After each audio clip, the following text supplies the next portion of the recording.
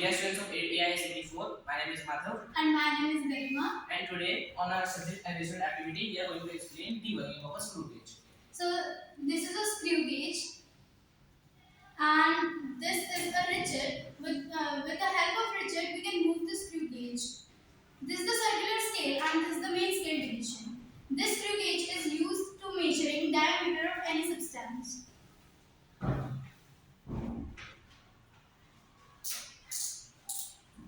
Like this, we have gotten a few readings. Here are the three readings.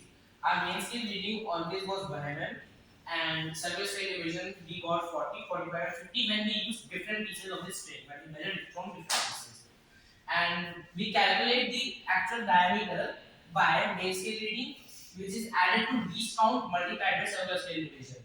Here our least count is 1.01 mm, and so we got our circular scale division 40. We multiplied it and added it by 1, and here are the results.